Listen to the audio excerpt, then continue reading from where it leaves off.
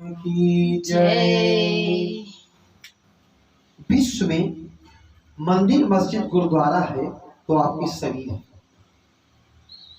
इस मंदिर मस्जिद गुरुद्वारे को हम आपने बनाया है। ये हमारे महापुरुषों की स्मृतियां संजो करके रखी गई है।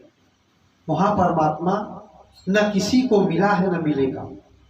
वो एक प्रार्थना स्थल,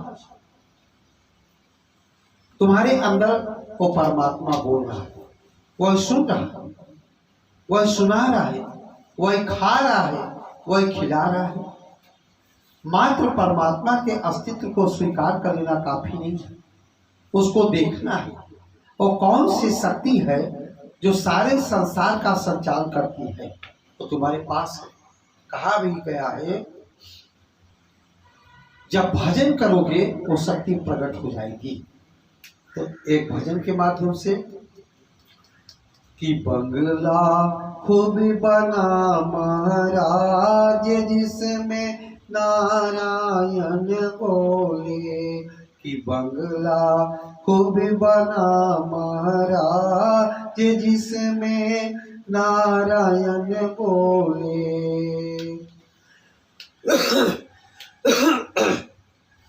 इस बंगले के 10 दरवाजा, इस बंगले के 10 दरवाजा, बीच पवन का खंबा, आवत जात कछु ना दिखे, यही बड़ा अचंबा। बंगला खूब बना महाराज जिसमें नारायण बोले, कि बंगला खूब बना महाराज जिसमें नारायण बोले। 3 गुणों की ईंट बनाई, 5 तत्व का गारा, 3 गुणों की ईंट बनाई, 5 तत्व का गारा। राम नाम की छाद छवाई, राम नाम की छाद छवाई, चेतन है चेजारा। बंगला खूब बना महाराज जिसमें नारायण बोले, कि बंगला खूब बना महाराज जिसमें नारायण बोले। इस बंगले की 4 बुरुज है, इस बंगले की 4 बुरुज है, 75 बना कमूरा, 360 चुनावन लाग्या, 360 चुनावन लाग्या, जब ए हुआ चौफेरा। बंगला खूब बना महाराज जिसमें नारायण बोले। सुरता नाचे, इस बंगला में सुरता नाचे, मनुआ ढोल बजाए, सूरत नीरत का बज रहा बाजा, सूरत नीरत का बज रहा बाजा, राग छठी सो गावे। बंगला खूब बना महाराज जिसमें नारायण बोले, इस नैना नारायण देखे, इस नैना नारायण देखे, सुरत राम से लागी। कहते कबीर सुनो भाई साधु, कहते कबीर सुनो भाई साधु, दिल की दुविधा भागे।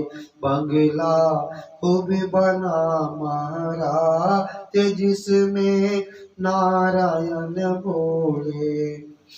बंगला ये आपका शरीर है। नारायण, नर के अंदर वो नाम का आयन हो जाए तो नारायण हो गया। जैसे लोग सत्यनारायण की कथा सुनते हैं। सत्यनारायण क्या है? सत्य है परमात्मा का नाम। रामचरितमानस से लेते हैं, उमा कहो मैं अनुभव अपना, सत्य हरि भजन जगत सब सपना। सत्य क्या है? परमात्मा का नाम। मनुष्य के अंदर, नर के अंदर वो नारायण आयन हो जाए, वो नाम का आयन हो जाए, तो सत्यनारायण की कथा हो गई। इस बंगले के 10 दरवाजा, 20 पौन का खंभा, इसके अंदर 10 दरवाजे हैं, 20 पौन का खंभा, श्वासों का आना और जाना, श्वासों का आना और जाना, यही परमात्मा का नाम है। श्वास नाम के सिवा कुछ बोलती नहीं। इसलिए सही तुम्हारी पवित्र मंदिर है। जिसने परमात्मा का दर्शन किया तो अपने घर के अंदर किया, कहीं बाहर नहीं किया। लोग कहते हैं वहां के हनुमान जी सिद्ध हैं, वहां के हनुमान जी सिद्ध हैं। ये अंधविश्वास है, ऐसा कहीं नहीं है, ऐसा कहीं नहीं है। लोग कहते हैं वहां हमने, एक आदमी था, उसके कोई संतान नहीं थी। किसी ने कहा हनुमान जी के पास जाओ 5 मंगलवार, तो आपके यहाँ संतान की प्राप्ति हो जाएगी। वो इंसान गया, भगवान की कृपा हो गई, कर्म किया और संतान हो गया। एक पुत्र का जन्म हो गया उसके घर में। लेकिन पड़ोसी के यहाँ भी एक लड़का नहीं था। लोगों ने कहा तुम भी 5 मंगलवार को जाओ, तुम्हारे यहाँ भी हो जाएगा। अब बताओ 7-10 मंगलवार गया, उसके यहाँ नहीं हुआ। तब वो हार करके, थक करके बैठ गया। तब उसने कर्म पर जोर दिया। कुछ उसके अच्छे कर्म थे, उसके भाग्य थे, इसलिए हो गया। हमारे कर्म अच्छे नहीं। क्या भगवान के यहाँ भी लोगों को देख करके ऐसा होता है? नहीं। जब समय आया वो बच्चा पैदा हो गया, किसी ने दिया नहीं है। तुम्हारे कर्म करना है, इसलिए कर्म प्रधान विश्व करी राखा, जो जस करे सो तस फल चाखा। कर्म तो होता है, एक शरीर की आवश्यकता की पूर्ति के लिए एक कर्म है। आराधना की विशेष विधि का नाम साधना। कर्म करते जाएंगे, साधना के द्वारा समय आने पर सब काम हो जाएगा। कोई स्मृतियां हैं, ऐसा कहीं नहीं है कि बाहर मानते हैं लोग, ऐसा कहीं नहीं है। तुम्हारे मनोगत विचार है, ऐसा होता है। तुम्हारे मन का संकल्प है जो ऐसा होता है। ये तुम्हारे घर के अंदर सब हो रहा है। एक बार स्वामी विवेकानंद बच्चों के साथ खेल रहे थे। एक छोटा सा बालक अपने माता जी के साथ मंदिर में जा रहा था। स्वामी विवेकानंद उस बच्चे को देखा, बड़े प्रसन्न हो गए कि ये बच्चा मंदिर में जा रहा है। 1 घंटे बाद एक 80 साल का बुढ़ा मंदिर जाने लगा। स्वामी जी बहुत दुखी हुए, यहाँ तक कि रोने पर विवश हो गए। लोगों ने पूछा, महाराज ये छोटा बच्चा जब जा रहा था आप बड़े प्रसन्न थे मंदिर में, ये बुढ़ा जा रहा है आप दुखी हो गए, ऐसा क्यों हुआ? स्वामी जी ने बताया कि बच्चे में कौतूहलपन होता है। वो बच्चा अपने माता पिता के द्वारा किसी मेले में गया और तरह तरह का खिलौना देखेगा, उसको जिज्ञासा होगी, ये खिलौना हमको मिल जाए, ये खिलौना हमको मिल जाए। अगर आपने उस बच्चे को उस खिलौने को दे दिया खरीद करके, वो कल टूटा हुआ नजर आएगा। इसी प्रकार वो बच्चा जाएगा मंदिर, देखेगा यहाँ ज्योत क्यों जलाई जाती है, यहाँ कीर्तन क्यों होता है, यहाँ शंख क्यों बजता है, यहाँ नगाड़े क्यों बजते हैं, यहाँ चरणामृत क्यों पिलाया जाता है। हो सकता है टूट जाए, असली चीज को प्राप्त कर ले। लेकिन ये बुढ़ा जीवन भर मंदिर का चक्कर लगाता गया, आज तक ये समझ नहीं पाया अंतिम पड़ाव तक कि असली मंदिर क्या है। ये तुम्हारे शरीर ही असली मंदिर। हमने देखा कुछ अज्ञानियों को, सुबह उठते हैं, हमारे यहाँ के पंडित जी थे, वो 2-3 गांव साइकिल में चढ़ करके फूल तोड़ा करते थे। कहीं अच्छे अच्छे फूल को एक कागज पन्नी की थैली में रख लेते थे और जा करके हर मंदिरों में चढ़ाते थे। हम लोग उनको प्रणाम करते थे। बहुत बड़े भक्त हैं, बहुत बड़े भक्त हैं। गुरु महाराज की कृपा से जब आत्मज्ञान हुआ तब समझ में आया कि वो भक्त नहीं थे, वो बाहर का दिखावा है। दुनिया को दिखा करके तुम भक्त कहला सकते हो, लेकिन वो परमात्मा इतना नादान नहीं है, तुम्हारे अंदर है। ये सत्य बताइए, उस गुलाब के फूल में जान है कि पत्थर की मूर्ति में? उस गुलाब के फूल में जान है कि पत्थर की मूर्ति में? गुलाब के फूल में। इसलिए फूल क्या है?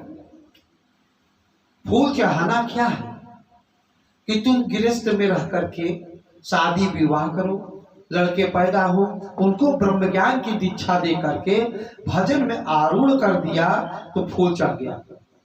ये बाहर के फूल चढ़ाने से नहीं है। तुम्हारे अंदर जब परमात्मा का दीदार होगा तो सैकड़ों फूल की सुगंध आएगी। हमारे महापुरुष जंगल में रहते थे, इतना अगरबत्ती सेंट वगैरह नहीं था। जब साक्षात्कार होता था तो खुद ही भगवान का दर्शन होता था। सैकड़ों फूल की सुगंध लेते हैं कि बिन फूल सुगंधी आती है, जहाँ सूरत जहाँ मड़राती है, अमिल प्रीतम से सुख पाती है, पहुंचा दिया सदगुरु प्यार ने।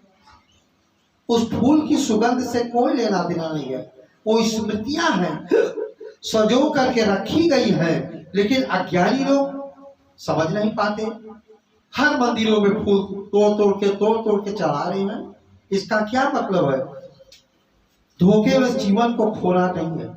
ऐसे सदगुरु के पास जाइए जो आपको आत्मज्ञान प्रदान कर दे।